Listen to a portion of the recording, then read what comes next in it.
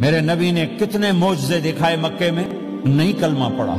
بدر میں ان کے 70 مارے گئے، فرشتوں کو دیکھا، جبریل کے گھوڑے کی آواز سنی، کلمہ نہیں پڑھا۔ خندق میں شکست ہوئی، کلمہ نہیں پڑھا۔ پانی نکلتے دیکھا انگلیوں سے، کلمہ نہیں پڑھا۔ ایک بکرے کا ایک بازو پکایا، ایک بازو بکرے کا، ایک اگلا جو بازو ہوتا، اور 40 آدمیوں نے کھانا کھایا اور ایک بوٹی کم نہیں ہوئی، ایک بوٹی کم نہیں ہوئی، کلمہ نہیں پڑھا۔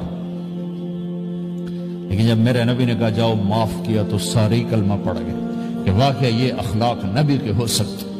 حنین کی جنگ میں جب بھاگے لوگ، شکست ہوئی، تو ایک صحابی کا بھاگتے ہوئے پاؤں ہمارے نبی کے پاؤں پر آیا، اور جوتا سخت تھا، تو آپ نے کہا اوجعتنی، اور آپ کے ہاتھ میں چھڑی تھی، آپ نے اس کو یوں ماری، اوجعتنی، ارے تو نے مجھے کتنا زیادہ درد پہنچایا، دکھ پہنچایا۔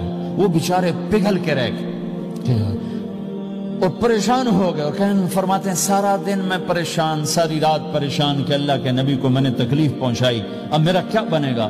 اگلا دن ہوا تو اعلان ہو رہا تھا بھائی جس کا پاؤں نبی کے پاؤں پہ آیا تھا اس کو اللہ کے نبی بلا رہے ہیں۔ تو صحابی کہنے لگے میں نے سمجھا بس اب میری تو دنیا بھی گئی اور آخرت بھی گئی، اب میرے اوپر کیس بنے گا اور مجھے ڈانٹ ڈپٹ بھی ہوگی، میرا کتنا بڑا گھاٹا نقصان ہوگا۔ یہ حاضر ہوئے ڈرتے ڈرتے، تو آپ نے فرمایا میرے بھائی کل میں نے تمہیں چھڑی ماری تھی، وہ مجھے معاف کر دینا، اور یہ 80 اونٹ تمہیں ہدیہ دیتا ہوں، 80 کیملز یعنی 80 پراڈو، 80 رینج روور کا یہ میری طرف سے تمہیں ہدیہ ہے۔ وہ حیران پریشان، یہ میرے نبی کے اخلاق ہیں، یہ میرے نبی کے اخلاق ہیں۔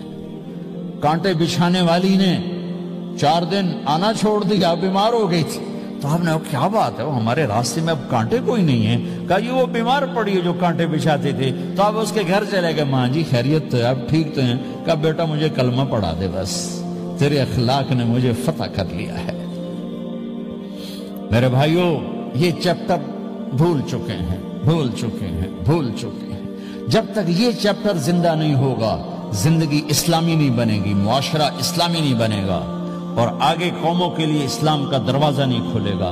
ہمیں معاف کرنا آتا ہو، ہمیں گالی دینے والے کو دعا دینا آتا ہو، غیبت کرنے والے کی تعریف آتی ہو، اور غیبت کرنے سے، غیبت سننے سے اپنے آپ کو ایسے بچاؤ جیسے زہر سے بچاتے ہو، اسے آگ سے بچاتے ہو۔